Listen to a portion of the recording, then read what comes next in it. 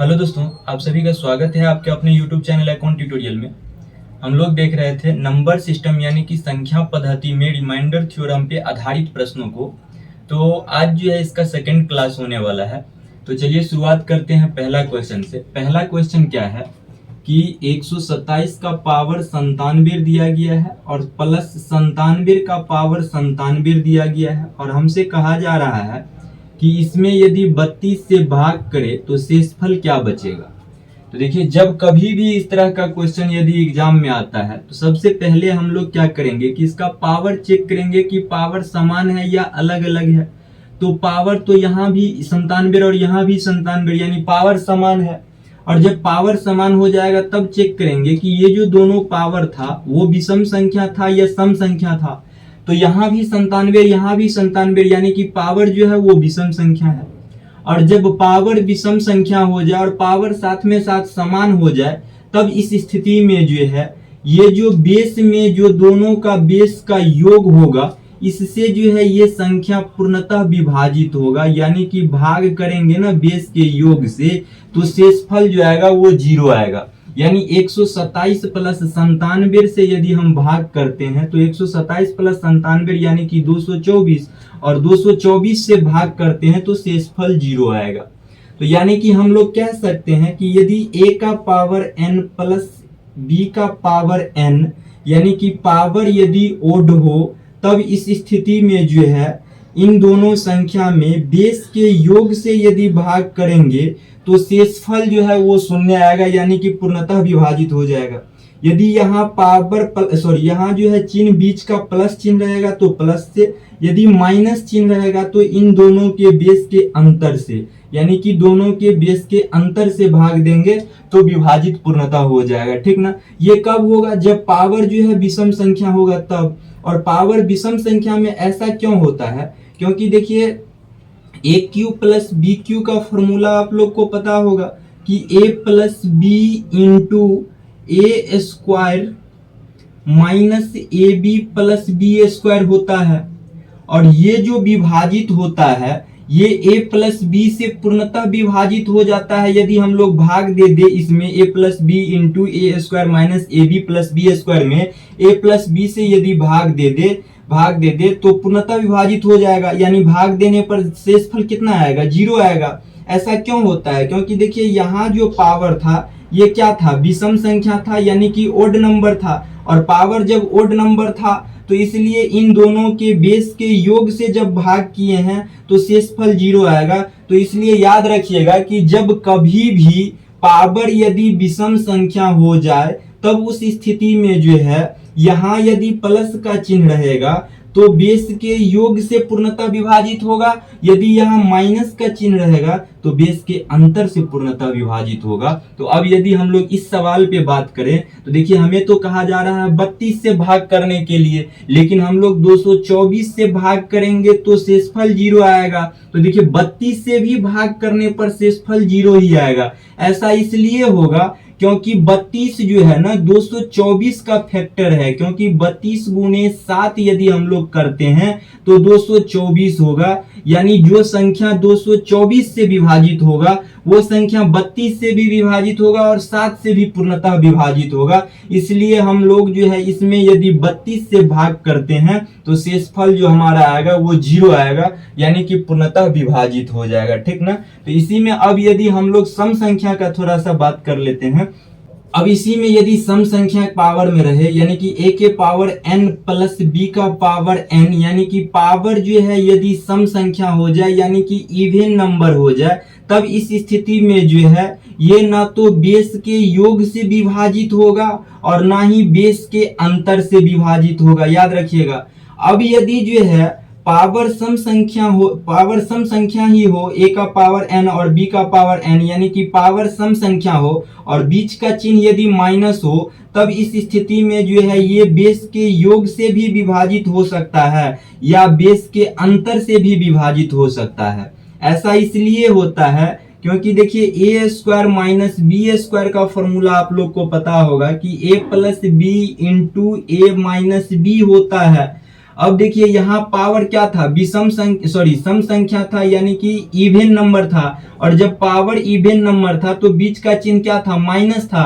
और बीच का चिन्ह जब माइनस था तो इसका फॉर्मूला क्या होता है, a plus B into A minus B. तो अब इसमें जो है हम लोग इन दोनों संख्या के बेस के योग से भी भाग यदि कर देते हैं तो शेषफल क्या आएगा, 0 आएगा। या इन्हीं के बेस के अंतर से यदि भाग कर देते हैं फिर भी ये कट जाएगा, यानी शेषफल क्या बचेगा, 0 बचेगा। तो इसलिए याद रखिएगा कि जब कभी भी पावर सम संख्या हो जाए यानी कि इवन नंबर हो जाए और साथ में बीच में यदि माइनस का चिन्ह है तो ये जो संख्या होगा बेस के अंतर से भी पूर्णतः विभाजित होगा या बेस के योग से भी हम लोग भाग करेंगे तो पूर्णतः विभाजित होगा। लेकिन पावर यदि सम संख्या होगा ना तो यहाँ यदि बीच में प्लस का चिन्ह होगा तो ना ही बेस के योग से विभाजित होगा और ना ही बेस के अंतर से विभाजित होगा, ठीक ना। तो चलिए देखते हैं अगला क्वेश्चन है कि जब कोई संख्या क्रमिक रूप से 3, 4 और 7 से विभाजित होती है तो प्राप्त शेष जो बचता है वो क्रमशः 2, 3 और 5 होते हैं। जब उसी संख्या को 84 से विभाजित करते हैं तो शेष क्या होगा। देखिए क्वेश्चन क्या कहा जा रहा है कि कोई संख्या है उसमें यदि हम 3 से भाग करें तो शेषफल जो बचेगा वो 2 बचेगा। यदि इसी संख्या में 4 से अब हम भाग करें तो शेषफल जो है वो 3 बचेगा। अब इसी संख्या में 4 से भाग ना करके 7 से यदि भाग करें तो शेषफल जो है वो 5 बचेगा। तो हमसे कहा जा रहा है कि अब जिस संख्या में 3, 4, 7 से भाग कर रहे थे उसी संख्या में अब यदि हम 84 से भाग करें तो शेषफल क्या बचेगा। तो देखिए सबसे पहले तो हम संख्या को पता करेंगे कि वो संख्या था कौन। तो संख्या पता करने के लिए क्या करेंगे कि सबसे पहले जो है कोई एक छोटी संख्या जो मान लेंगे यहाँ लिखने के लिए। तो यहाँ माना कि 0 एक छोटी संख्या मान लेते हैं। आप 0 की जगह 1, 2, 3, 4, 5 कुछ भी मान सकते हैं। और 0 जब हम मान लेते हैं तो इधर से क्या करेंगे कि गुणा करेंगे और इधर से जो है योग करेंगे। कहने का मतलब 7 से 0 का गुना करेंगे तो 0 होगा और 0 में 5 को ऐड करेंगे तो कितना, 5 हो जाएगा। और इस 5 को जो है हम लोग यहाँ लिखेंगे और फिर इसी तरह इधर से गुना करेंगे और इधर से जो है योग करेंगे। तो अब 5 गुने 4 करेंगे तो 20 और 20 में 3 को ऐड करेंगे तो कितना, 23 हो जाएगा। फिर इसी तरह इधर से गुना करेंगे और इधर से जो है योग करेंगे तो 23 तिया कितना हो जाएगा, 3 तिया 9 हो जाएगा और 9 3 दूना 6 69 हो जाएगा। यानी कि 69 में 2 को जोड़ेंगे तो कितना, 71 हो जाएगा। यानी कि 71 वो संख्या था जिसमें हम लोग 3 से भाग करते थे तो 2 शेष आता था, 4 से भाग करते थे तो 3 शेष आता था और 7 से भाग करते थे तो 5 शेष आता था। तो अब हम जो है 71 में यदि 84 से भाग करें, 71 में जो है 84 से यदि भाग करें तो शेषफल क्या बचेगा हमसे पूछा जा रहा है। तो देखिए 71 में 84 से भाग करेंगे तो 84 क्या है, बड़ी संख्या है 71 से। यानी कि 84 से 71 में भाग करने पर जो शेषफल बचेगा वो क्या बचेगा, 71 ही बचेगा। यानी कि आंसर जो इसका हो जाएगा वो 71 ही होगा, ठीक ना। तो चलिए देखते हैं अगला क्वेश्चन। अगला क्वेश्चन क्या है कि जब दो संख्याओं को अलग अलग 33 से विभाजित किया जाता है तो शेष क्रमशः 21 और 28 प्राप्त होता है। यदि दोनों संख्याओं के योगफल को 33 से विभाजित किया जाए तो शेष क्या प्राप्त होगा, हमसे पूछा जा रहा है। देखिए क्या कह रहा है क्वेश्चन में कि कोई दो संख्या है तो माना कि एक संख्या x मान लेते हैं और दूसरी संख्या y मान लेते हैं। अब कह रहा है इसमें कि 33 में भाग, ये 33 से यदि दोनों संख्या में भाग करते हैं तो क्रमशः शेष जो बचता है वो 21 बचता है और 28 बचता है।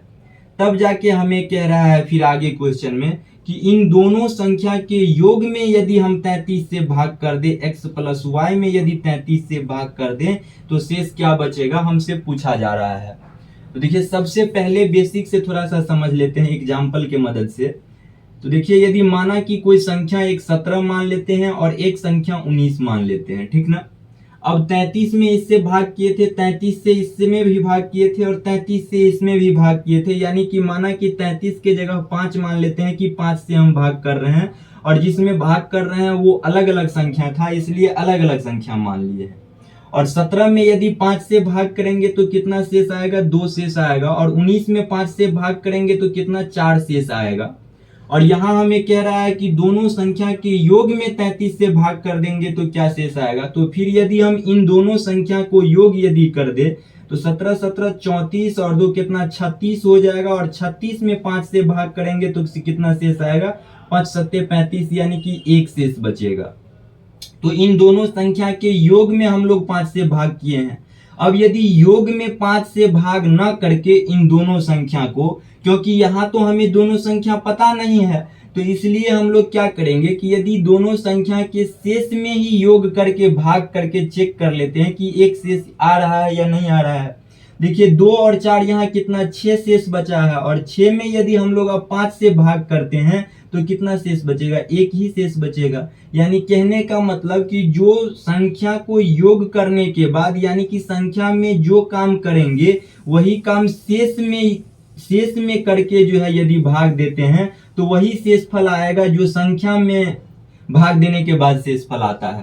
तो इसलिए हम लोग क्या करेंगे कि यहाँ संख्या तो हमें पता नहीं है, तो शेषफल में ही जो है योग करके, क्वेश्चन में क्या कह रहा है, संख्या को योग करने के लिए, तो यहाँ शेषफल को ही योग करके जो है 33 से भाग करेंगे तो वही आंसर आएगा जो हमें संख्या को योग करने के बाद जो है आंसर आएगा। तो देखिए यदि शेषफल को ऐड करते हैं तो कितना हो जाएगा, 8 और 1 9 और 2 2 4, यानी कि 49 आ जाएगा। और 49 में 33 से भाग करेंगे तो कितना शेषफल बचेगा, 6 और 9 16, यानी 33 और 7 कितना हो जाएगा, 40 और 9, तो 9 और 7 16, यानी कि 33 से यदि भाग करते हैं 49 में तो 16 शेष बचेगा। तो कहने का मतलब है कि यहाँ जो दो संख्या का योग करके हमें कह रहा था 33 से भाग करने के लिए, तो दोनों संख्या को यदि योग करके 33 से भाग करेंगे तो तब पर भी जो है 16 ही शेष बचेगा। ठीक ना। तो चलिए देखते हैं अगला क्वेश्चन। अगला क्वेश्चन है, यदि दो संख्या x तथा y को किसी संख्या d से अलग अलग भाग किया जाए तो शेष जो है वो 4376 और 2986 प्राप्त होता है। यदि उस संख्या के योग अर्थात x प्लस y को उसी संख्या के d से भाग दिया जाए तो शेष जो है 2361 प्राप्त होता है, तो संख्या d का मान क्या होगा। देखिए क्वेश्चन में क्या कह रहा है कि एक संख्या x है, उसमें यदि हम d से भाग कर रहे हैं ना, तो शेषफल जो हमें मिल रहा है वो कितना 4376 मिल रहा है। फिर आगे कह रहा है एक दूसरी संख्या y है, उसमें भी यदि हम d से भाग कर रहे हैं तो शेषफल जो हमें मिल रहा है वो 2986 मिल रहा है। उसके बाद फिर आगे हमें कह रहा है कि इन दोनों संख्या के योग में यानी कि x प्लस y में भी यदि हम d से भाग कर रहे हैं तो शेषफल जो हमारा आ रहा है वो कितना 2361 आ रहा है। तो हमसे पूछा जा रहा है कि इस d का मान क्या होगा।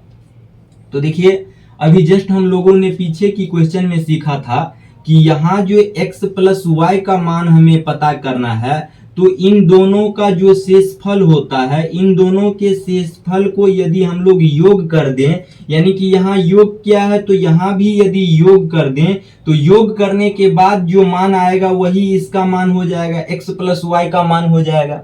यदि यहाँ अंतर क्या रहता तो इन दोनों के शेषफल को अंतर कर देते तो यहाँ का मान हो जाता। यानी कि यहाँ जो भी क्रिया करेगा, यहाँ जो भी एक्स्ट्रा काम करेगा, वही एक्स्ट्रा काम हम लोग इस शेषफल में यदि कर देते हैं तो यहाँ का मान हमें वो मिल जाता है। ठीक ना।